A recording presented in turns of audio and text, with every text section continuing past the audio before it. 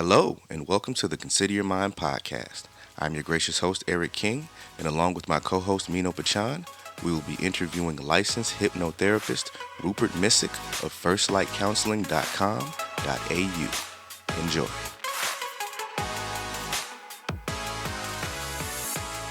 All right. Hello, everybody. Welcome back to the Consider Your Mind podcast. Last week we had an episode just discussing pretty much what it's like to deal with anxiety, waking up to anxiety. So if you guys missed that, Episode 4, check that out. yep, definitely. And today we actually have a special guest here. Goes by the name Rupert Missick. He is a licensed therapist here. So we'll begin to get to know Mr. Rupert here a little bit better as the show goes on. We announced last show that, hey, we're going to start trying to bring in professionals in the field, and this is our first attempt at that. So, hey, man, welcome, Rupert. Welcome to the Consider Your Mind podcast. Yes, welcome. Thanks, guys. How y'all doing? Doing pretty good, man. Doing pretty good. Just trying to be like you, big dog. Awesome. Yeah. Yeah, awesome, man. So thanks for coming on to the show. It's actually, again, people, anything in this world you want to do or get where you want to get, you got to have connection. It's all about relationships. And so that's how I got actually in contact with Rupert. It's actually through a mutual good friend of mine from college, a brother from the islands. He was kind of inspired by, my story of, going to get some therapy, and actually reached out to somebody. And so I had to know. I was like, man, who is my buddy trust with this? So that's how I got in contact with Rupert, man. So again, welcome to the show. Appreciate it. So I guess we can get right into it. So give us your official title. We know you're a licensed therapist, but what does that mean? Well, what that means in my context is that I'm a clinical hypnotherapist.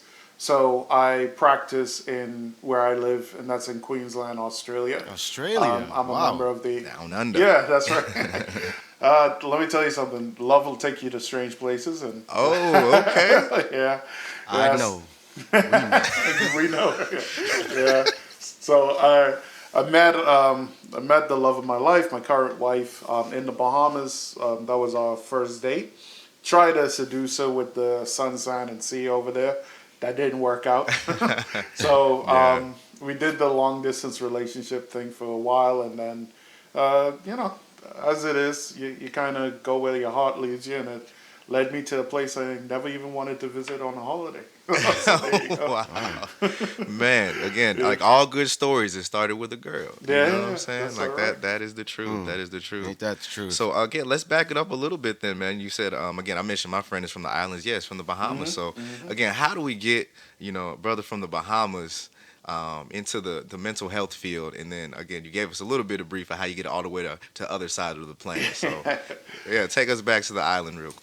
All right. Well, when I was in the Bahamas, the larger part of my, I guess, 20s was spent. I was a journalist, a print journalist with the Tribune newspaper there.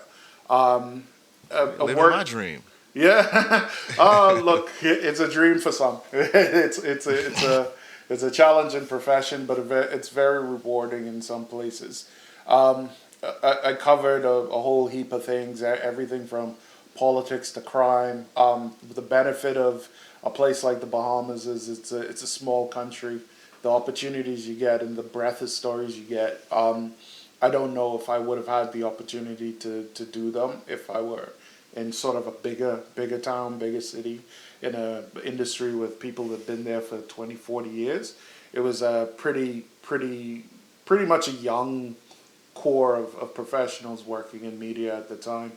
And a lot of the things that I ended up covering, and just even the people I was covering, a lot of times I would notice kind of a trend of what I know now to be sort of mental health challenges that they were dealing with. You saw a pattern. Pattern. Yeah, and even in myself, there was the person I was in my 20s. I definitely am not now, and in seeing a lot of those patterns, I realized in retrospect that we were dealing with kind of like a lot of mass PTSD, a lot of people with borderline personality disorder, a lot of Mm-hmm. traumatized, hurt people, Yeah. Out here on this and internet. a lot. Yeah, well, look, that's like the gathering ground for that. But yeah, but in your daily life, you so and in that profession, just encountering, in some instances, very uplifting stories, and a lot of instances, very sad stories. And in that, the thread of it was dealing with that. And when I moved to Australia, I kind of got out of, because after the media, I was Okay. in public relations, and got out of that. I kind of professionally wandered Yeah. around a Makes a little lot of bit, if sense. that makes sense. There wasn't really any. I didn't want to get Mm-hmm. back into media anymore. It just did a lot of good for my mental health being out of it, and Yeah, then that's understandable. A lot yeah, of stress. That's a very stressful job. Yeah, a lot dealing of with a lot of stress, things. and the nature of it is you're not dealing every day with positivity. Positivity doesn't sell, Fact. so, for better or for worse. When people tune into the news, when people pick up a newspaper, a magazine, or whatever, they're not looking for positivity. That, to be honest with you, so I did want to get back into it. So, and like, even on my own sort of mental health journey, I kind of learned more about myself, and I decided I wanted to end up in a situation where I can help people that might be dealing with some of the things that I've overcome, just kind of live a better life. Because the life I have now, that I kind of want to make sure that people who are willing to grab that sort of inner peace, for lack of a better No, phrase, that I think what can you do it just if they said is want to. so important. It's turned out so much differently than you ever expected. You would if you could see Mm, yourself, back then, back on the mm, island, and telling you you'd be where you are right now. Like you said, you never even planned to even visit, mm, Australia, let alone actually, mm. be living there. Yeah. And then again, you were in a whole different field. You were, a journalist. Again, I have a heart for that. That's what I went to, undergraduate for. Wanted to be that guy on the news and all that. So I said, hey man, you're living my dream. But as you said, Mm, hey man, mm, all that glitters ain't gold. You can get into that field and it not be everything you thought it was gonna mm. be. And so then you have to pivot, you have to change, you have to shift That's right. stresses and the mental, the strain of that. And so I think, hey, a lot of people can relate to that. Chief, me chief among you. Never. No, no. I like the No. phrase "the grass is greener where you water it." That's my favorite one. Yeah, Yeah. yeah. That. No, man. Again, if you take off your shades, maybe again, everybody's.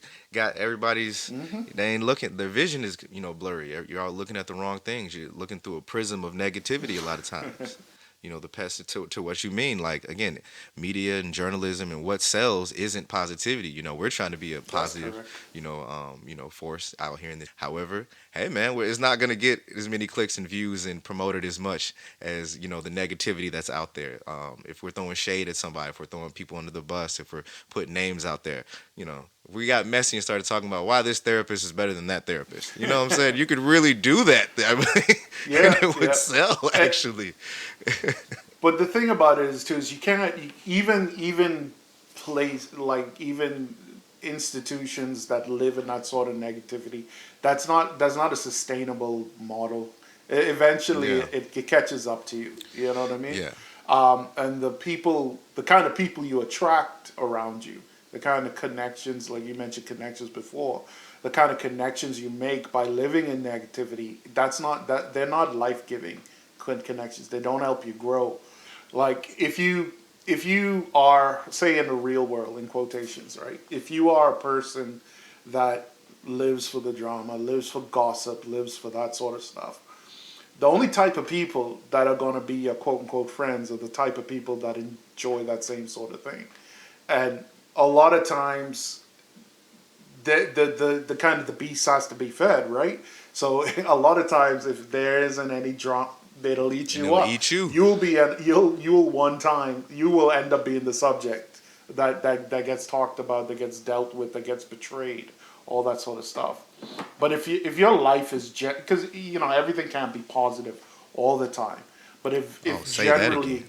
yeah, but if generally you kind of focus on that sort of growth, that life giving stuff, eventually you'll be surrounded by people that'll help you grow, help you become a better person. Absolutely. My You know. grandmother, God rest her soul, she was my great grandmother. She would say, when you're trying to do something, people will help you.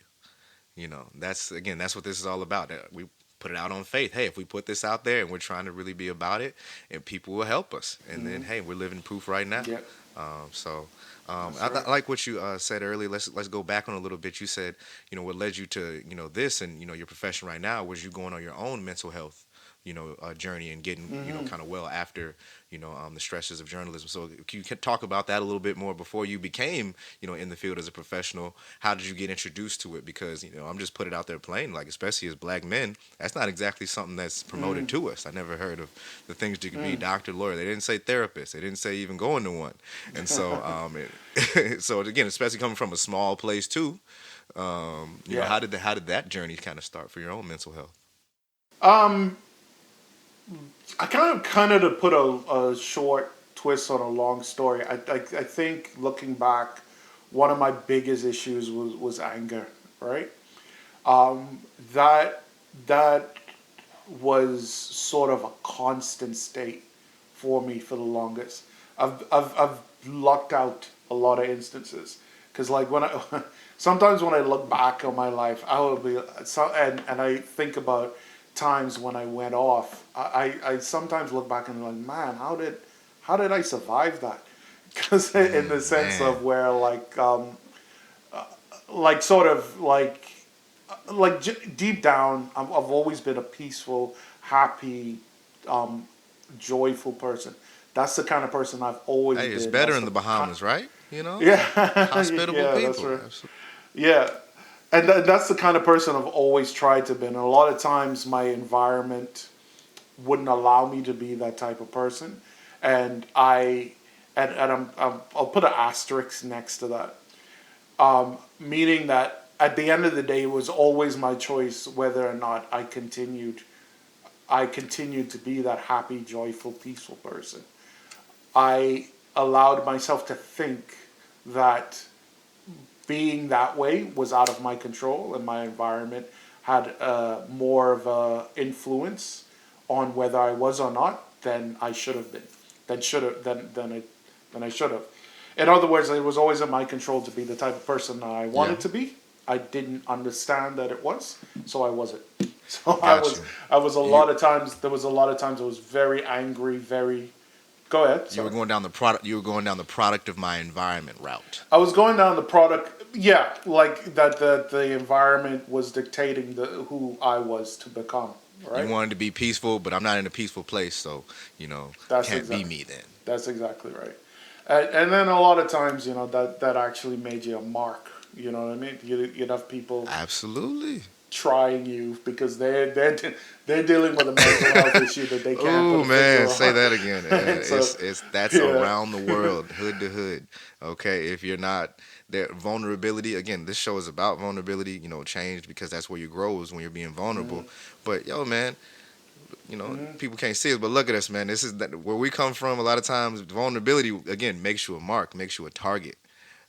And it can It really does it. stunt your It growth. does. It Emotionally. does. So to overcome that, woo, Yeah. So that kind of was, and I'm along the way. I lost friends, and I didn't lose friends because, and I could draw that straight back to again my issues with anger, but I'm surprised at the amount of people that stuck around. Like you know what I mean? In the cool of age and the cool of more knowledge and the cool of yeah, reflection, you'd be like, hindsight's 2020. hindsight Yeah, is hindsight being 2020. Me, you're like, man, I was wildly inappropriate. You know what I mean? What was wrong with me? Why? You know what I'm saying? Like, forgiveness. That's all I can ask for. yeah, Please that's forgive me. that's That's it. exa- I got that's nothing. exactly right. So, and even in the instances where I was completely justified, I was, there's always better ways to handle things, right? So, and this might have been maybe a couple of years before I met my wife. I just knew that like this isn't me. This isn't the me I wanted to be. I want to be, and that nobody was going to come to save me. in terms of being like in terms of being a the person that I know that I'm hiding under this anger. Nobody is going to come and help me out of this, and I need to figure out a way to live the kind of life I want. That is so powerful what you just said, because I heard something a while ago. It was kind of changed to make my outlook something similar. Is to nobody else is planning your success. No, sir, not a single Yeah, person. nobody else is planning your actual success. They can give you advice. My parents can give me advice. People who want the best for you, they can tell you what they know. But in terms of you actually having a successful life, nobody's sitting up late nights planning that for you on their free time, on their spare. No, that's that's on us to be that. So it's a realization. It's still not their responsibility. All right, Can't do it. you can't do it. So I don't. And from like as a practicing professional now, like I always tell people, the dirty secret about therapy is that the therapist matters much less than you think. At the end of the day, they can't make you live the life that you say you want. They can help, they can direct. That's what we're here for. We're here to guide. But if there is a percentage you could break it down to, it's almost 80-20. So I could tell you what strategies to do. I could I could give you the psychoeducation behind the theory of the thing we're doing. I could do all of that, but knowing isn't enough. Hearing isn't enough. You gotta Do the work. You gotta put it into practice. That's You gotta right. do it. And if you say you're a 22-year-old person, give or take 5 years. Say you have 5 years of being a complete blank slate. You don't know what's going on. You don't have any consciousness. All right. So 22, you probably got a good 18 years. I'm gonna say like give it 18 years or so of. Is my math right? Hold on. Let me see something. Yeah, Minus 22. 18 is yeah, 4. yeah. So all right. So give yourself about 18 years of working at being where you are now. Consciousness. Yeah. Conscious. Being That's actively involved that's in your life. Yeah. that's right. 90 minutes with me in a day isn't gonna solve it. You're gonna leave the session, and the same amount of time that you put in, you put into being where you are now. You need to invest that same amount of time to going where you need to go. All right. That same energy that I was saying Keep Yeah. that before, same too. energy. We keep saying it around here. Yep. Keep that same Yeah, energy. what would you say, Mina? When you put as much into your physical health, your mental health, everything like that, it has to be balanced. You got to put in the work. You got to actually do the things that are being taught to you to fight and deal with your anxiety, your mental health issues. It's like I've always told people, it's like it's hard. You can't help somebody if they don't want to be helped. You can only be whatever. But it's up to you. At the end of the day, you look in the mirror and you put That's in that correct. work. And there's something called I don't know if you're old enough to remember GI Joe being a cartoon. Yeah, I remember it was Kind of. kind of vestiges, man, So- vestiges. Yes. Gotcha. So back in the day, there's this thing called the GI Joe fallacy, right? The theory was made up by a couple of ladies out of. I'm not gonna call the name of the university because I'm gonna get it wrong. but it came up with the idea. They came up with the idea of the GI Joe fallacy being this in the '80s when the cartoon was popular. During that time, the authorities realized, man, these cartoons are just half-hour advertisements for toys. Y'all got to Yep. do something. Y'all got to do something with this. So a lot of the shows used to end with a moral, or used to Yeah, end the with moral of the sort of story. a- Yep. The moral of the story is, this week we did X, Y, Z. So the trouble with GI Joe is that the stories really didn't It didn't facilitate all this virtue. It was a bunch of that's correct. So it was a bunch of American soldiers fighting against some terrorist group. That was it. It was a cool show, but we didn't have a story. So what they would do is the GI Joe TV show would end with a phrase like a little random, like "Don't talk to strangers," that sort of thing. And the catchphrase at the end was "Now we know." And the kids would go, the and battle. knowing is Yeah. half the battle. That's what that is. That's all right. Wow. Yes. That Yeah. brought back some memories. So what the GI Joe fallacy is the idea that that's not true. Knowing isn't half the battle. Knowing doesn't do anything. It's putting into practice what you know that matters. So you got those people in your life, and I'm sure we were at one point.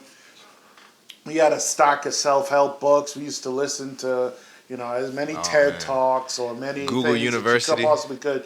You knew all of that, and you knew the information, and then you couldn't figure out.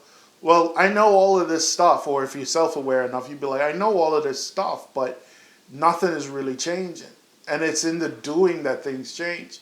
Knowing what to do, or knowing, for example, everybody really knows how to save, right? You get your Make a income, budget. and Yep. you live Live less. beneath your You means. make a Yep. budget. That's exactly right. All that sort of stuff.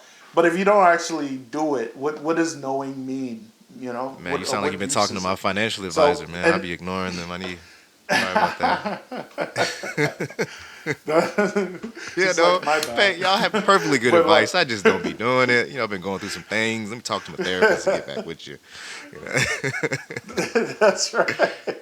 But then and that's the same thing with mental health. A lot of us know even instinctively what we need to do. It was like, for example, if you're dealing with struggling with any type of addiction, right? You don't have to get rid of all your friends, but you definitely need to remove yourself from situations that help lead to addiction. So, for example, you could have the same amount of friends that you have. If you're struggling with alcoholism, you probably shouldn't be going. If they doing a drink up at a bar, There you don't go. go to that. Yep. You know what I'm trying Exactly. to say? That sort of thing. So, it's intrinsically we understand that avoiding circumstances that end up supplying the energy to the things we're trying to get rid of. We know that intrinsically, but a lot of us we don't do that. We don't. We We'll don't. do the opposite, actually. A part of Mm, something I've learned in therapy, and one of my impetuses for going as well was really to be more deliberate and intentional, about my actions, and so that I wasn't, mm, sabotaging the good things that I would have going. That's part of it too. mm, You can know what to do, but you deliberately put yourself in situations that are not, conducive to, where you're trying to go, or trying to whatever commitment that you've made. And so you end up really self-sabotaging, mm. in knowing yourself, knowing Yeah. certain things, about yourself. One of the things I've enjoyed from therapy is, again, maybe that's the nerd in me, is like, I guess, the homework, in a sense, like the authors and the books that he like points me to. We went over the Enneagram test and the things like that, where it just, again, if you worked it, if I had never looked up these books, if I had never actually like looked into it, I have as much perspective to even Hmm. come on and start this podcast and go into this more in depth about it, or want to know more. If it's just something like you said, if it's just you sitting there Mm, mm, expecting you to sit on somebody's couch for 60 or 90 minutes, whatever, and talk to somebody, and they're supposed to just unpack all of this stuff, that's never worked. We didn't even go to school like that. We didn't know. We did not. We had nah. homework still. We had to actually go do stuff. We had tests. We had markers. Mm, Barriers and things like that we had to demonstrate that there's been some progress. Because one thing I've always heard is you're not supposed to be in therapy forever. There should be some progress. You shouldn't be stuck in the mm. same place. You can get therapy at any That's time right. for any reason, even if everything's cool for maintenance purposes. But you got to have some goals attached to that, Mm, or else, man, that sounds like a hustle. You're just supposed that's to right. do this thing over and over forever ad nauseum, Yeah. and when does it end? That doesn't sound mentally healthy. Yeah. you know. Look, and one of the reasons why I do hypnotherapy, Yeah, and let's get into that. sort of, yeah. Well, so basically, what clinical hypnotherapy is it's combining uh, um, psychotherapy with the with hypnosis, right? So what I practice is kind of like you say, it's supposed to end. So what I do is solution oriented therapy. So it's I like client that. I'm focused. I'm Yeah. using that solution oriented therapy. Okay, Yeah. like So that. it's client centered. So basically, it means that we're not going where I think we should go. We need to go where you want to go. Okay. then what it also does is that we're going to have a conversation about the past. We're going to have a conversation about why you think you are where you are now. That's absolutely fine. It's necessary even in certain circumstances. But what we are focused mainly on when you see somebody like me, and a lot of different therapists, they have different theories. This is not a knock Yeah, on and it's not anybody one size fits because all. Not at all. it's not, and that's the other thing that a lot of people say when they say, "Oh, I did therapy before and it didn't work." It's like, well, which one did you do? There are hundreds of different approaches to counseling, Thank you for hundreds. saying that. Thank So you. Some it's people, I swear, they don't know yeah, that. That doesn't even. When you just said it yeah, now, a lot of light bulbs just went off in people's heads. They're like, "Huh." Now that you mention it, what yeah. is therapy? What type of Yes, things to be thinking about, That's people. correct. Yeah. So even if you go to a therapist, explain one of the things that you do is explain how you learn, because I'll give you I'll tell you why. Just like you mentioned that you said your therapist gives you homework, right? This a lot of people learn by like different ways. You learn by doing, you learn by hearing, you learn by reading, etc. Right? If you're the kind of person that learns by basically using tactile, so you need to touch things, you need to hold things. There's certain modalities that actually, you know, Okay, support that sort of modalities again. learning. The big words, Okay, man. Yeah, um, modalities. yeah. so the way I practice, I we do talk, we do have a conversation about the past, but mine is definitely, when I say solution oriented, you could even say future oriented. Where do we need to go? Where do you want to be? You say you're tired of where you are. You're tired of hurting. You're tired of being depressed. You're tired of all these things. So where do we need to go? We can talk about the past, but there's no solutions in the There's no past. We solutions in can't the fix past. it. Somebody needed to You hear see what I'm that. saying? No. So a lot of times we move. We're dealing with people that sort of come to a place where they want change. So the way I practice is we deal with orienting yourself towards that change. My goal, it doesn't necessarily always happen. My goal is like at maximum about 6 sessions, because what and like I said, that's not appropriate for everything. That's not appropriate for everyone. And None. there's no guarantee. So Hmm. 6 sessions might look to Yeah. 10. It might look like Again, not 12. It one might look size like fits all. 60. It's really All right, about that but person. not one size fits all. That's right. But the goal of solution oriented therapy is that it's like we gonna get in. And like you say, you might see me because you're depressed because you had a breakup, right? 6 months down the line, you might be dealing with. Um, I have my Ah, aunt, yeah. who's my favorite aunt, Yeah. passed away. I'm dealing with grief, that sort of thing. Yeah. So Life so you kind of happens. Life check happens in. to us I all. know that there's a life happens, and what this is that is we're dealing with coping mechanisms. We're learning with how to cope, because there is nobody's life rhymes exactly with somebody else's, right? There's no exact similarity Yeah. between everybody's life, but Yeah. Even identical twins raised in the same household are different. are different. That's facts. And Yeah. what we're dealing with is you as you are, and how do we help you with coping with grief? Because you're gonna meet grief several times. If you live long enough, you're gonna meet grief several times throughout your life. You're gonna meet heartache, heartbreak, depression. So what we're doing is trying to fit you with coping mechanisms that you may not have learned, or may have learned improperly. You know what I mean? So all that sort of stuff. Yeah. Yeah. Those tools again, equipping you with the Exactly right. tools to deal with this life. And I definitely agree with that because honestly, with all this information we're out here, even we talked briefly before we got on the air, like there's so much information. There's so many people broadcasting any and everything out there that can actually be paralyzing. It's information overload. So you need sometimes people to focus on what to actually be looking at. Okay, you're trying to solve your issue. We're going to, instead of you just Googling and being your own doctor, your own, physician, heal thyself. It's like, no, it can actually, direct you towards some resources that'll help you in a That's right. specific Yeah, direction. Because yes, you got to have some direction in order for you to move forward, or else you're that's just kind of correct. walking in circles, Yeah, right? Like if you, so I like that. I think a lot of people, needed to hear that because when they think of therapy, they do think of a lot of times it is just ad nauseum. Okay, what can they yeah. tell me that I don't already know? What Mm, are they telling me about myself? And not for nothing, we talk about specifically on this show is men of color and communities of color. Like it's not no, exactly encouraged either. That's not even seen as something that we do.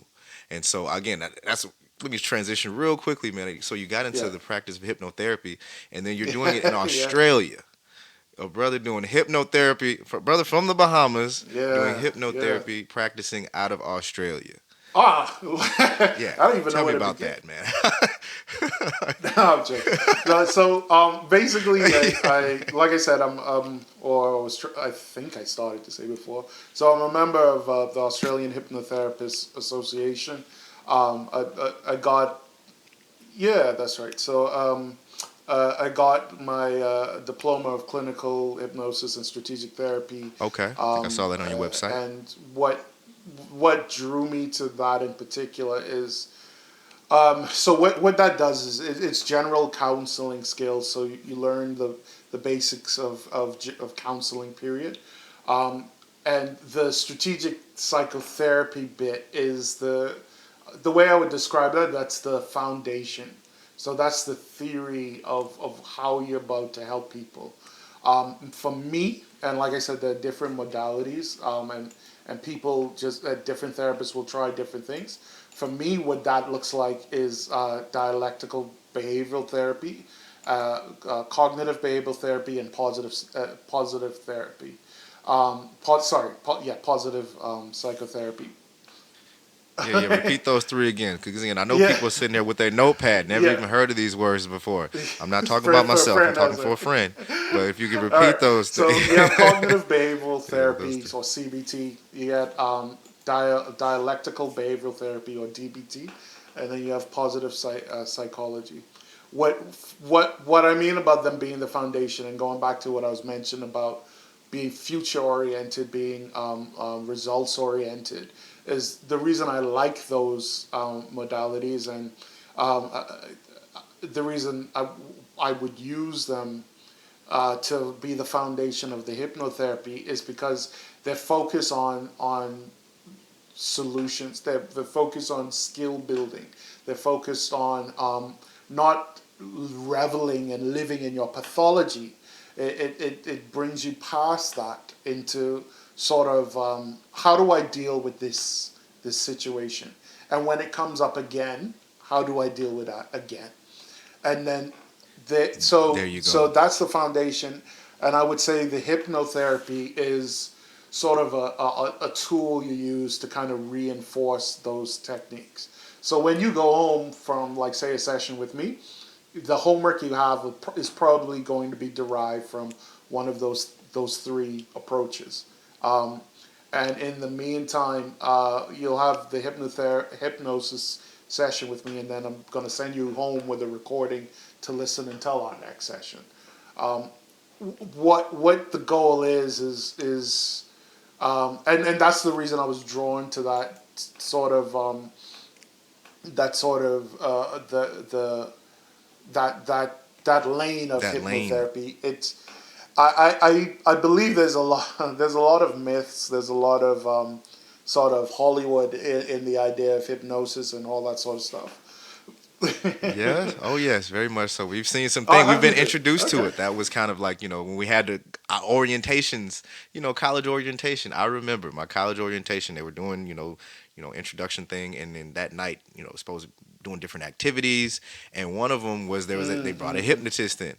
and brought a girl on stage, brought some people on stage, and one of the girls, it wasn't working, they thought, so put her back in her chair, but she actually ended up Oh yeah. stayed hypnotized, like, for a while. Again, it wasn't really done, I guess, and then I think it took one of the professors who had some training in it, one of the psych Yeah. professors or something Yeah. like that, that had some training to kind of like snap her out Right. of it. So I think a lot of people, when you say that too, again, a brother practicing hypnotherapy from the Bahamas, I was like, man, how you get it? Like, because that people are like, what? Yeah, go ahead. Like, we've seen some things. Yeah. I was going to ask you this about hypno here. Is it so if someone is being being hypnotized, what is actually going on in their brain or with that person that somehow this person could magically seem to control Okay, so with their voice or commands? Now, is that fake? Because sometimes I'm not gonna lie to me, Yeah. it looks like that's We just- myth busting right now. so there's a difference. There's a difference between stage hypnosis and what somebody will do with you. Because you'll have psychologists or psychiatrists, counselors, even some. I know a couple of social workers that'll use hypnosis. What you see on stage is not that. Okay. What a stage hypno, and I hope like the stage hypnosis mafia don't come for me after this. But what a stage hypnotist does is when you see in the thing where they would do, they'll have people come up and then they'll send them back to their seat, right? When they do those little games, they do when they first call somebody up on stage is that is this person going to play along? Is this person the kind of person that if I go one direction, they'll come with me? A suggestible person, I think. They're a suggestible person. So basically, if you could actually put words to what they were doing, it'll kind of go like, are you playing along? Are you playing along? Are you playing along? Will you play along? Will you play? So that's kind of what that is. So for stage, basically, if you did what I do on stage, you would go to sleep. It's boring.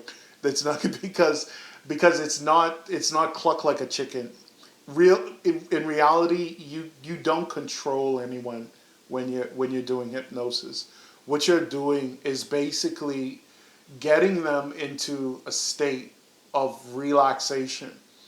If you have ever suffered at first, that's the first step. You're getting them into a state of relaxation. The truth of the matter is, we hypnotize ourselves every day, Oh, a lot of okay. times. If you ever jumped I in was a just car, thinking that yeah. Oh, were you? because Okay, cool. I meditate a lot, and it's like You you know what I mean. So it's Yeah, Yeah, yeah. I- No, I look, see what man. you mean. If you are anything on that level, if you do mindfulness, if you do meditation, you would probably be fertile soil for a hypnotherapist because your mind is already like the neural pathways for that sort of activity is already switched on. Okay, a lot of times with like somebody with anxiety, for example, if their mind was like a radio, you would hear the song or the talk going on, but you'd hear a bunch of static on top of it. So it'll be just like we're talking and you're shh right on top of that, right? What you're doing with the hypnosis is you're quieting down the static. So you're turning down the volume on the static. You're turning up the volume on on whatever that bass sound is, with whatever song, whatever talk is going on, and then you're telling that to be quiet for a minute and listen to me, and then you enter that talk with their subconscious. There's a debate about what a subconscious is, but I use that. I don't mind it. I think you'll have a lot less argument if you say your quiet consciousness. So what you're trying to do is having a conversation with your quiet consciousness. Quiet consciousness. I like that. The quiet Yeah. consciousness. All right. So the part of you that is Hashtag focused. So the part of you that is focused, the part of you that's ready to listen, the part of you that's ready to start getting better. So depression, anxiety, that for me is probably the biggest sort of good example because a lot of us have that. We have depression and anxiety, but we can't hear. You ever had a conversation with a friend and you tell them something good, and then they go, "Yeah, but," Yep. and they go like, "Oh, yeah, I hear you, but," or "Yeah, I understand. Yeah, what you're saying is true, they're but." stuck on what they're thinking. It doesn't matter what you say. So that's their polite way of saying shh. Yeah, that's right. So what you kind of hope with with the hypnosis part is you get rid of the yeah but, or at least you turn the yeah but down. But throughout it all, nobody is in a zombie like state. You're able to, while you're in hypnosis, be like, nah, I don't actually like that. No, that's There you go. Thank you. So the people, this is no, not the no, sunken place. All right. All right. There's no nah, teacups involved. None of that yeah, stuff. You can get up anytime. No clapping my hands no, three no, times and you're gonna nothing bark like like a that. No. dog. None of So, that. No, none of that. um, No. so that yeah, so that's Oh, good. basically what the hypnotherapy on my end would look like. There's a the again not criticizing anybody who believes it, but there's even some wild theories in the midst of among hypnotherapists of what hypnotherapy can accomplish. I will, if somebody comes to me and asks me for any of that, I will tell them that I need to refer them because that's not what I do. Um, so Okay. They yeah, expected miracles. They're like, yeah. oh, you So, do for need. example, Ah, I can't okay. zap anybody into being something, okay? And I would submit that nobody can.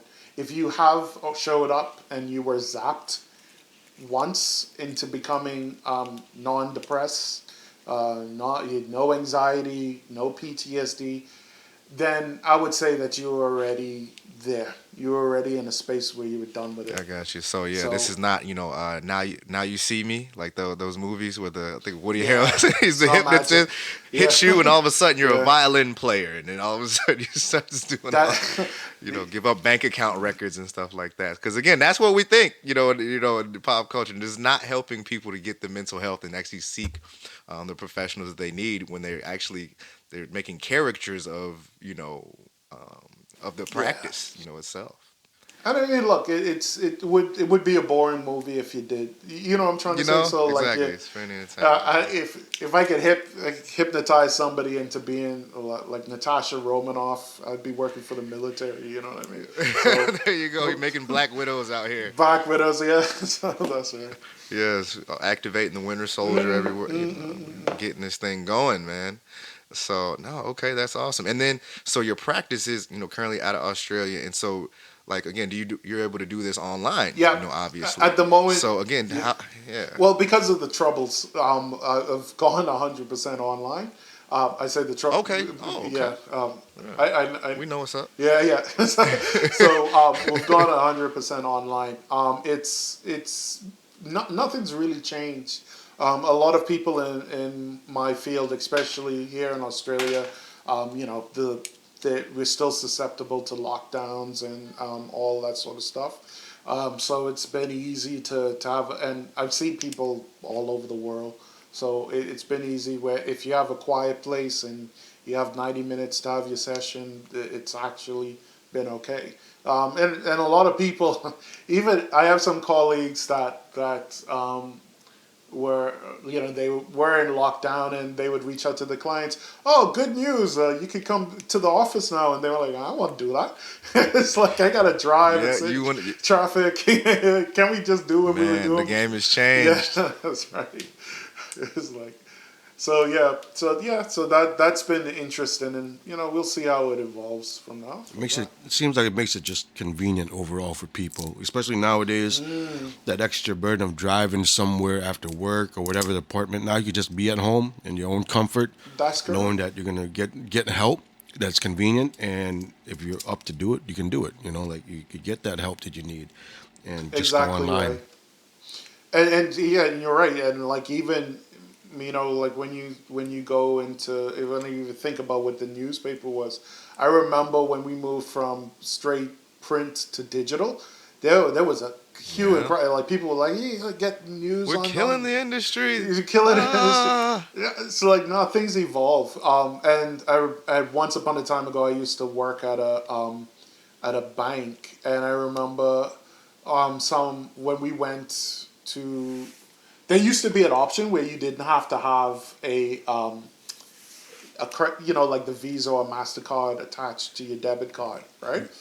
oh, okay, yeah, And, yeah, yeah. and Of a lot course. of the Yeah. older clients, they really didn't. They were fighting tooth and nail against it. They don't want it. Just, people can steal my money, all that sort of stuff. Oh, And then man, at one yeah. point, the bank was just like, look, we're not doing just debit. We're not just doing ATM cards. It's going to have to be a debit card. And there were a bunch of clients that were like, well, we're going to leave. And it was like, well, where are you going to go? Like, that's The that's game just has the changed. way the world has changed now. It's changed. So No more checks. Nah, like No people more write checks no Barely, more. barely. I remember this lady. Not to digress, but I remember this lady. She called up and she was like, "Oh, I have a check. I got paid." I was like, "Oh, congratulations!"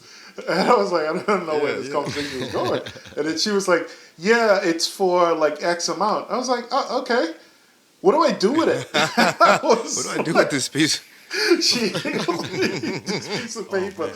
Wait, she didn't know what to do She with didn't the know check? what to do with a check. So her boss paid her in a check, and she was like, Oh, no. what am I doing with Oh, this?" And she was like what, I'm about to 17 say, or to something the age, like that. So I was absolutely, like, man. Yeah. She wasn't here for 9/11 people. Okay. She's brand new to this scene, son. Wow. She don't even know cursive So she was like kind of like at all. So it's Grew up like in the digital world. I just imagine her going like, "Oh," so the boss going, here's your paycheck," and she was like, "Oh, okay," and just kind of politely Yeah. left the office and was like calling up the bank. So how do I get paid exactly? Like how do I make Now, this again, money? the new thing, when we were young, again, you don't know, but me and Mino actually met when we were in banking. We were just, I was man. out of college. Oh, okay. Yeah, we were, banking, you know what I'm saying? Setting up checking accounts, people Bank too. tellers and all this stuff, getting sales, getting people to open up checking accounts. And the big thing back then was mobile banking. You could take a picture of your check. You didn't have to come into the branch anymore. You could take a picture of the front of your back and check and deposit it like that. And so again, even that industry, oh my God, there's gonna be less traffic. Nobody has to come in here anymore. They don't even have to do this, or we can sell them on such and such. It's just Yeah, that's right. that's the nature of the beast. That's life. And again, part of what we're doing in this show That's is right. acknowledging the rapid changes that have happened in our life.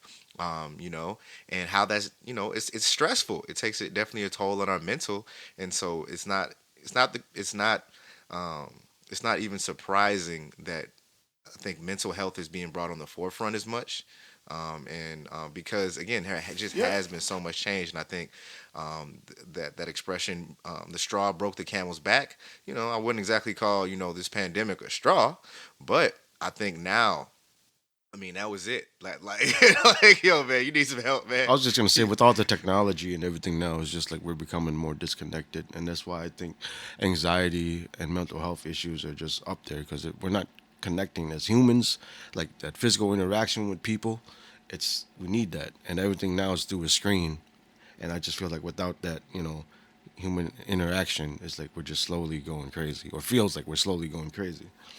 Well, one of the things I'll say about the pandemic, what it has done is exposed people to themselves, right? Think about what it did.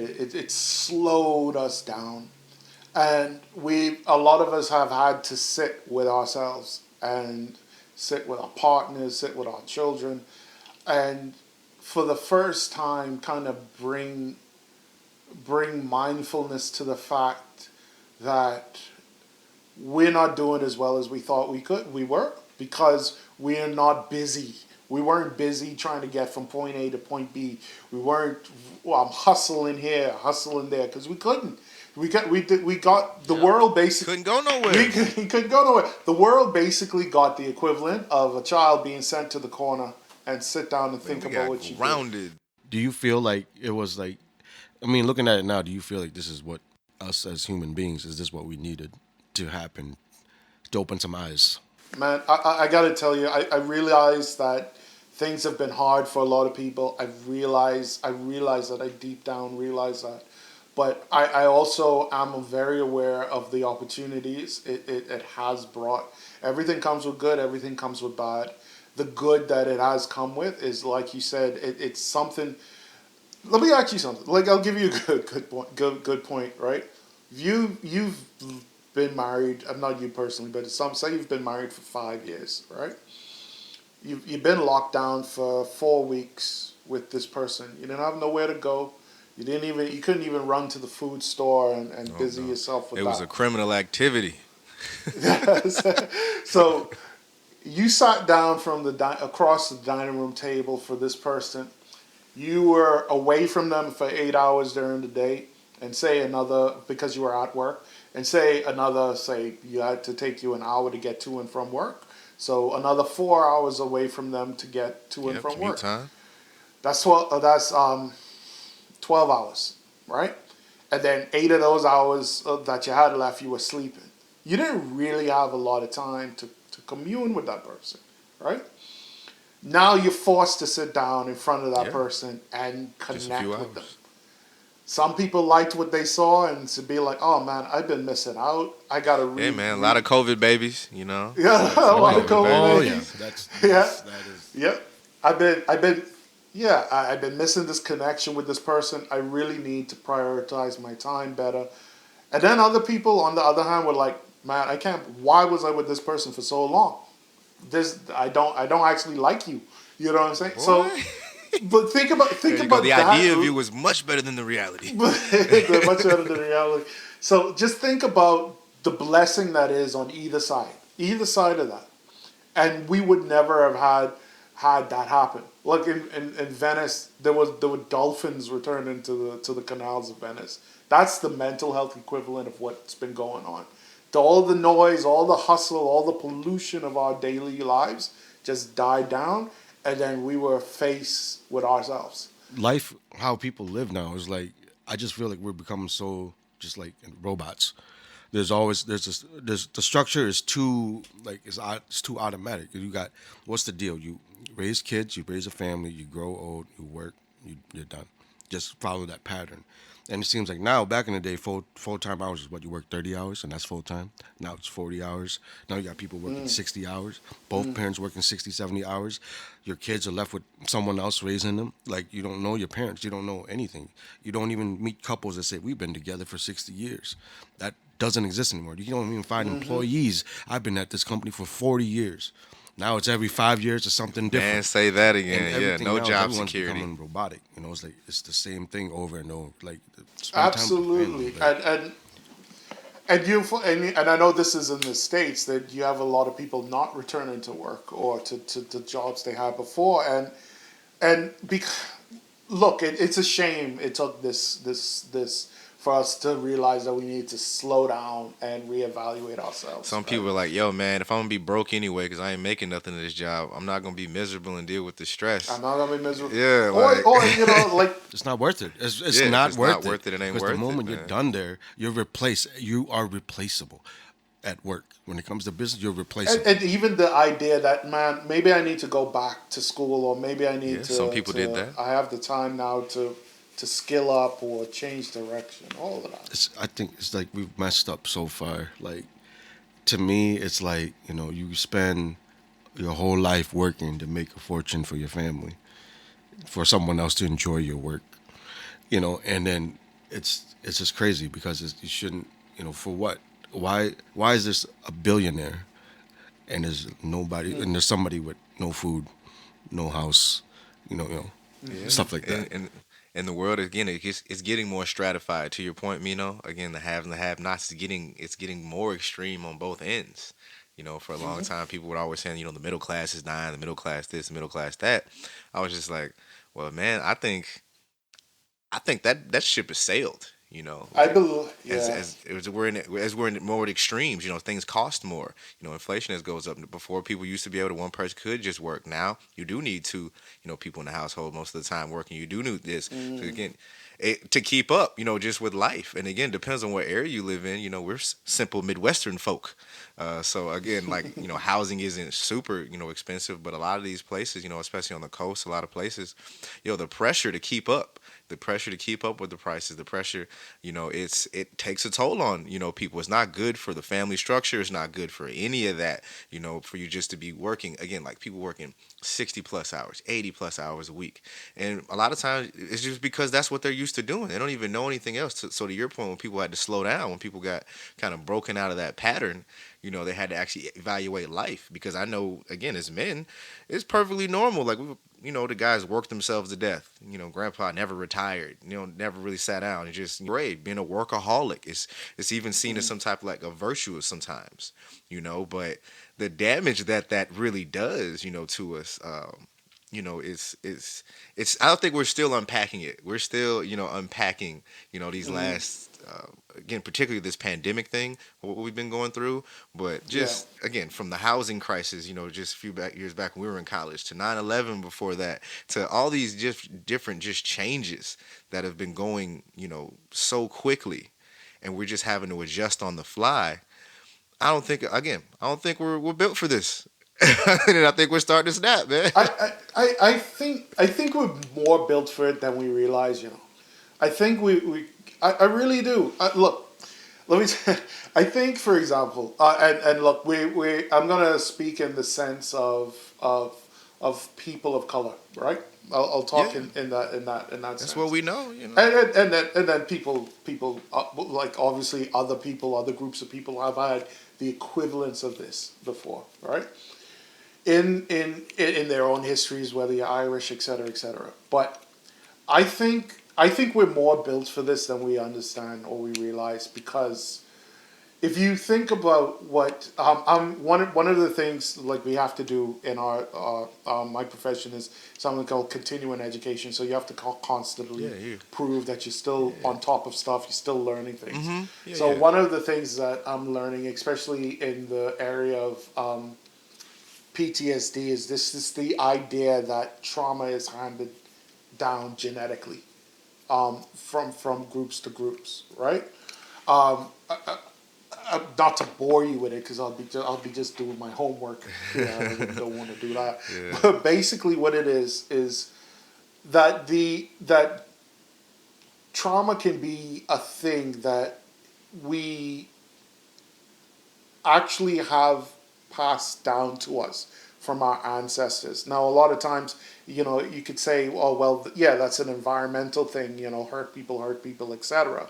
But the idea is that the trauma is actually affecting you on almost on a genetic level. Okay, I don't think that there is one of, especially when you're talking about people from the diaspora, or people from colonizing colonizing histories, all that sort of stuff. There is not one of our ancestors who wouldn't Well, trade yeah. places with us, Oh for man, yeah. example, Yo, right? this is the best we've had it, so man. For real, so that's facts. yeah, and we are the products of that history, meaning that somebody in your past, your far past, who had to live under things like slavery, colonialism, in the case of the United States, like Jim Crow, somebody had to hang on long enough and survive for you to be where you are now. So that means, I believe personally, genetically, you have the stuff already inside you to survive almost anything. If you were Jewish and you came to the United States because of kind of the Jewish flight from Europe after the Second World War, that probably, meaning, sorry, you descended from somebody that came to the United States, or from the Second World War. That means you have something in you where an ancestor of yours survived the Holocaust. If you're in the if you're African American, somebody survived. Somebody survived slavery. If you're in Asia, somebody survived French occupation, British occupation, on and on and on. We have that in us, that no matter what comes up, there's something that we remember on a subconscious or even a genetic level that will lead us out of any Wow, man, situation. that's pretty deep. You just said that because I spoke about it on the last show, but I got into this book called The Biology of Belief. Um, and literally it was speaking about that, as that genetic kind of memory, passed down. And I've heard it put as, like, years ago, like post-traumatic slavery disorder, like the stresses that we've internalized and kept from generation and generation and reactions to it, that it's enabled us to survive. but it's passed down again. It's kind of like again a cellular memory, because it's not just again in our brain. This is consider your mind, not consider your brain. Your mind is bigger than that. It's actually in your cell, structure. Those memories, those, it's all a part of it. And so for that idea that's passed Yep. down, whatever is in you to survive, that's actually like again, it's so crazy you mentioned to it because I'm like, wow, the scientific basis actually behind that, is very very real. Yeah, People, well, I was like, yo, it's still in its infancy, but look at like you could yeah, look it up. It's called epigenetics if you're interested. yes, epigenetics, absolutely, But for me, like there's two things that go hand in hand with that. It's understanding, and this is probably more on the positive psychology bit, and talking about people of color. Look, like and you mentioned post traumatic yep, slavery disorder, so there's a starting point for in your where you can recognize what the trauma yeah, is yeah, absolutely, or understand where the history is, but that's not that is the starting point. Don't rest in that. That's not where you sit. Okay, the where you move on from that is what's more important. So, for example, I had a mentor of mine, a much older gentleman than I was. One of the things he always used to say, and it came to him, I would say, about 15, 20 years before he passed on. One of the things he told me was, nobody ever told us that we could make it. And he used to tell me that was something that came as an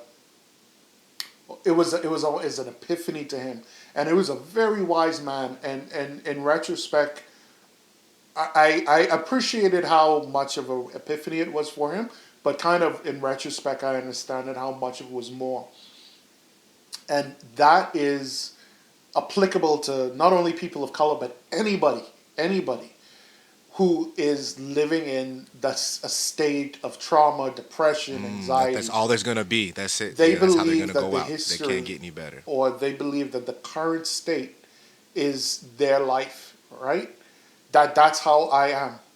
That's all. And nobody has ever said to them, you can make it. There are people that lived before you.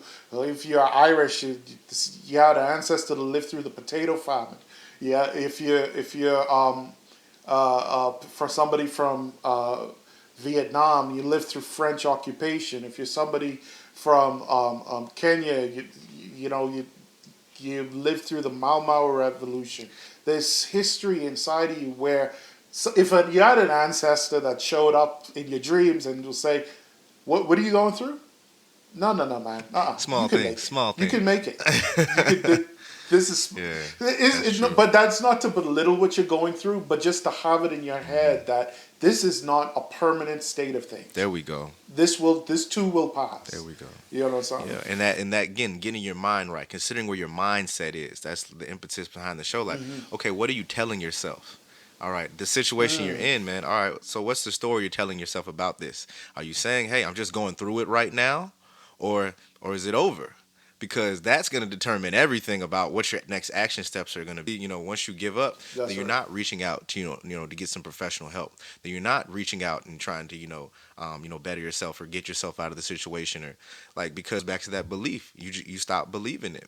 And okay, and in order for you to do that, what's going through your head? What are you continuously thinking? What are you telling yourself? Okay, everything we got told, we heard it from somebody. Well, who told you that? Just those simple things is like, okay, where is this coming from?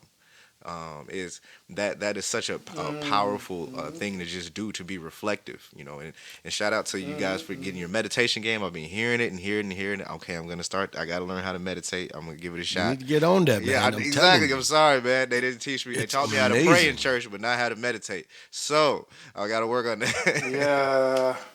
Now, Lot don't take of- naps. Don't take take naps. naps. This is not Don't pass napping. out. It's the cheapest and easiest thing you can do. And look, man, everything takes practice, man. But let me tell you something. No, man, that's awesome.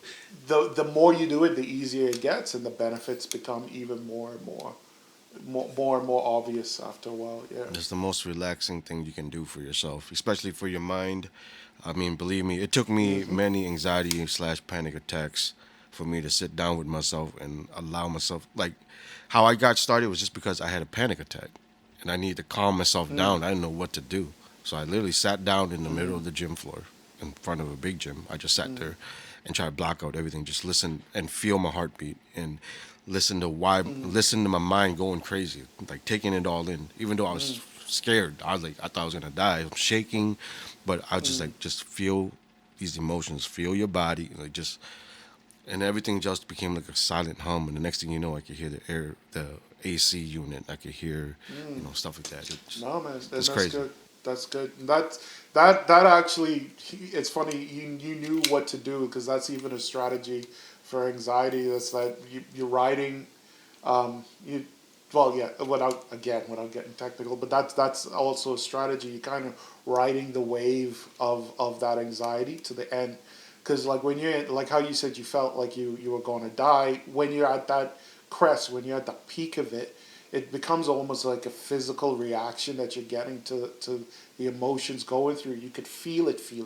You know what I mean? And that's the point where a lot of people don't understand that this Yeah, is going to this too pass. shall pass, You know as what you I'm trying to said. say? So you going quiet, you getting relaxed, you focusing on something else, yeah, you're riding that to the point where you could deal with it. So that was really good.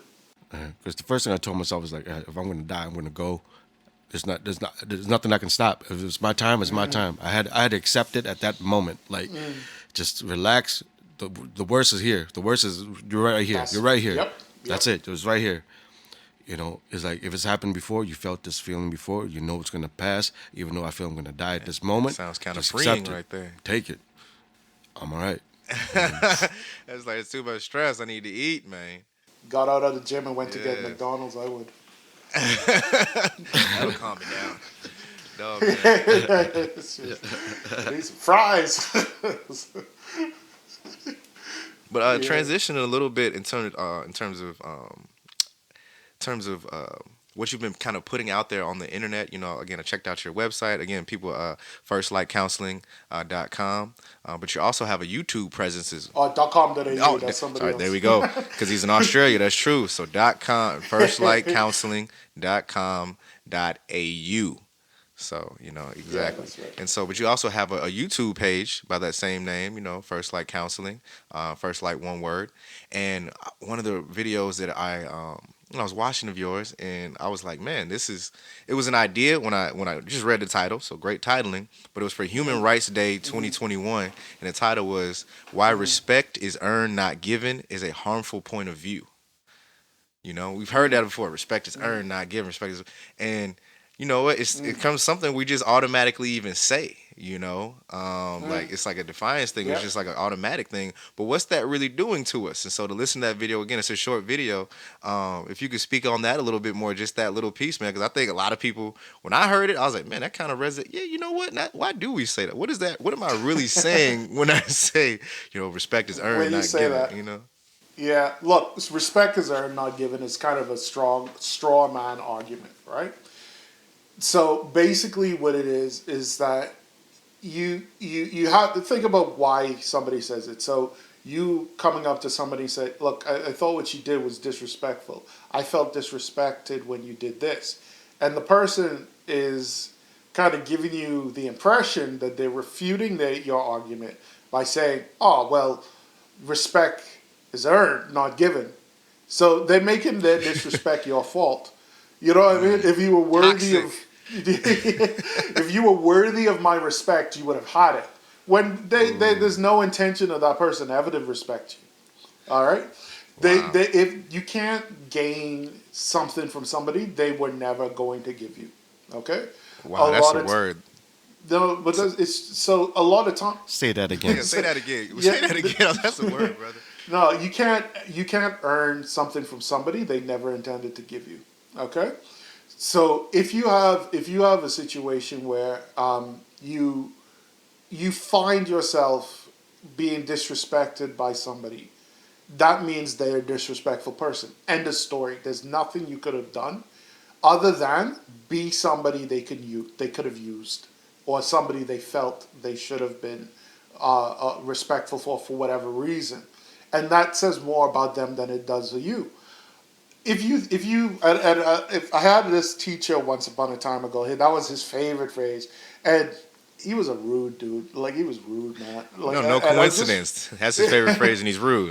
yeah, that's right, exactly. So, and I just remember a lot of times when some students would call him out on it, and he would go, "Well, respect is earned, not given." And I'm like, "Well, there's no circumstance under which you would have given any of us any respect.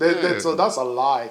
Unless there we was were no paid. magic word. I was gonna say that you were gonna be nice to me now. That's exactly right. He's like, we're not your boss. We're not your woman. We're not any. You don't want anything from us, so you disrespect us. You're a disrespectful person.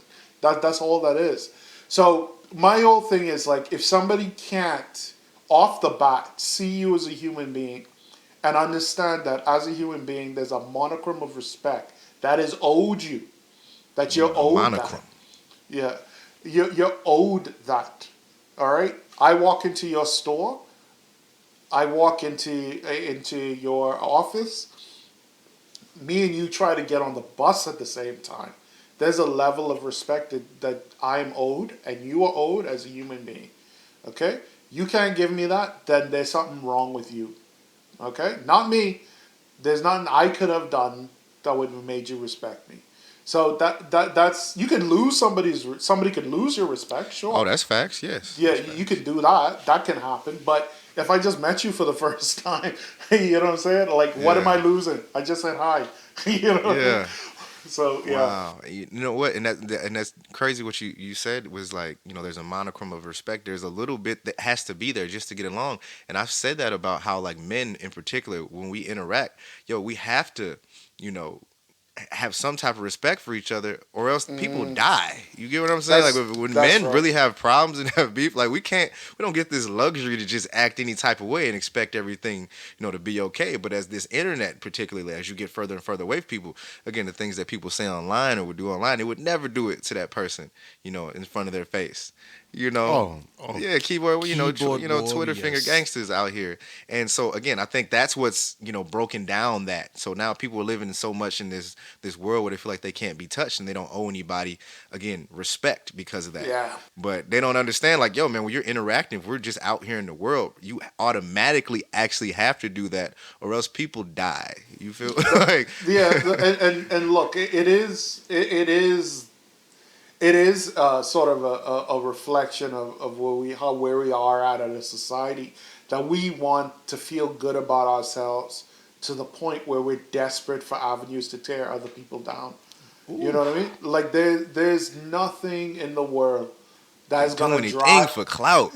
Yeah, there's nothing in the world that could. And I'm saying, hope, knock on wood, but there's nothing in the world I can imagine that would set me off to the point where I'll be looking into my phone, screaming into my phone, cussing somebody out, and then taking my time and posting that online. I don't have that, all right? Or if I don't like something, I turn it off, I move on. I don't have to leave a comment. Leaving a comment takes time. I got stuff to do.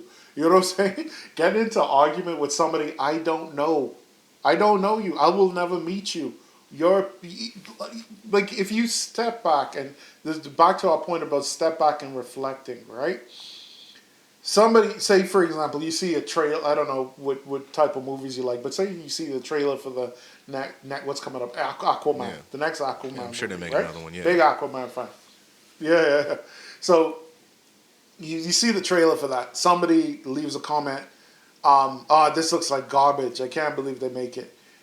If anything compels you to do anything other than look at that, roll your eyes, and move on, you have to sit back and reflect. What is going on with me that I'm gonna try to start a conversation or an argument with somebody I don't know, whose opinion don't matter? I'm gonna spend my money to watch it anyway. Why? What am I trying to accomplish here? Am I trying to convince them? Why? Man, Why am I think trying to you convince just them? offended some people. You You know what I'm offended a saying? lot of people. Wait a minute, top commenters of the year, especially in the YouTube streets. These YouTube comments and stuff. Ooh, buddy. Yeah. That's deep. There's there's nothing I personally believe that I need affirmation from somebody about whether or not, like, I don't need your approval to believe what I believe, right? Much less some random person who may even be a Yeah, these bot. couldn't even be You real know what I people, mean? trolls, like literal little trolls. Like that's Yeah, what they're designed there to do. But again, going back yeah. to what you just said, like you can't like attempting to earn something from somebody that they never have any intention of giving you, or in terms of giving validation, like you say, you don't even know they're incapable of giving you whatever thing you're seeking by Incapable. replying to them, by going this flame war back and forth with this person. It's incapable. Even there's no win Yeah. there. There's just like it's empower. How? Let me t- let Yeah. me tell you something. I'll tell you a phrase that one of my, I don't know where he got it from. Maybe he made it up himself. But one of my teachers said to me one time, when I was doing the studying of the hypnotherapy, is he was like, "You don't actually care what anybody thinks." And I was like, that don't sound right. People care. Yeah, yeah. Everybody, I care I about like what to people. be Everybody liked. cares about what people think, and yeah, everybody likes to be liked. And he was like, no, like if you are upset about something somebody said about you, reflect first of whether or not you believe that about yourself, because that's probably the best place to start. I'll give you, for example, if somebody walked up to, God rest his soul, somebody walked up to Hmm. Whitney Houston and said, Whitney, Yeah. you can't sing. All right, well, that's your opinion, but it don't matter much because I Yeah. get paid to sing. I got awards for singing. I have Who gives evidence it? to the contrary. I have no evidence of contrary. I really don't care. Sorry, bye. End of story. Somebody was to come up to say Whitney Houston and say, Whitney, you're a drug addict, a crackhead. I've seen her interviews where she got upset about that. Ah, the hit dog hollers. Yes. There's hit dog. Yeah, exactly right. It's something that obviously she was struggling with, something that bothered her. And for somebody to see the thing in herself that bothered her was the thing that Yeah. hurt her. Somebody walks up to you today and say, well, you're a selfish person. If you're not a selfish person, that's gonna just sound ridiculous. If you're worried that you're a selfish person, it's gonna Now hit you're you. Hurt. triggered. Yeah, you It's gonna triggered hurt you something. more. They trigger. There was I think this came out recently.